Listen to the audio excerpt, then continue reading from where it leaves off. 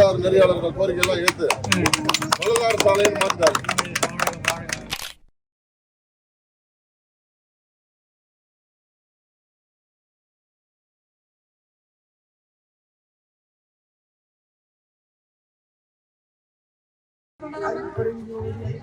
வள்ளலார் தினம் இல்லைங்களா?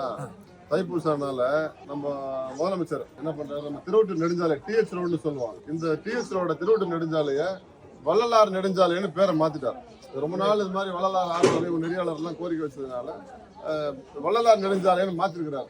ஒரு சந்தோஷமான விஷயம். இன்னைக்கு சொல்றவங்க எல்லாம் வள்ளலார் சாலைன்னு சொல்லுவாங்க. இன்னைக்கு வந்தது அது ஒரு சிறப்பான விஷயம் இல்லையா? என்ன சொல்றீங்க? தைப்பூசம் அன்னைக்கு வள்ளலார் என்ன யாருமே மறக்க மாட்டாங்க. நிறைய வள்ளலார் புகழ் இன்னும் பறந்துகிட்டே இருக்கும். ஒரு சாலைக்கு ஒரு பேர் வைக்கும் போது இந்த காலத்திலே நம்ம மின்ட்டு தங்க சாலைன்னு அதே வள்ளலார் நகர்னு கலைஞர் அவர்கள் அப்பயே அறிவிச்சார் தமிழக முதலமைச்சராக இருக்கும்போது. இத்தனை ஆண்டுகளும் ஆகி இப்போ அவர் புதல்வன் மு.க. ஸ்டாலின் முதலமைச்சர் ஐயா அவர்கள் நம்ம ஹைவே ரோடு ரோடு திருவத்தூர் நெடுஞ்சாலை ரோட வள்ளலார் நெடுஞ்சாலைன்னு அறிவிச்சிருக்கிறாரு.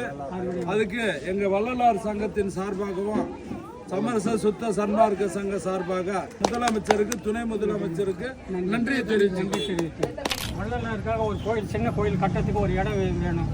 அதுக்காக ஒரு ஏற்பாடு பண்ண நல்லா இருக்கும். இறவினால் உடல் நலம், நீண்ட ஆயுள், இறக்கலும், உயர்முக விஞ்ஞானம் பெற்று ஓட்டு சிறப்போடு ஓய்வுகள் எல்லா வள நலம் பெற்று பல்லாண்டு பல 100 ஆண்டுகள் வாழ வேண்டும் என்று இறைவனை முன்னிறுத்தி பலமுடன் வாழ வாழ்த்துகின்றேன். வாழ்க வளம், வாழ்க வாழ்க.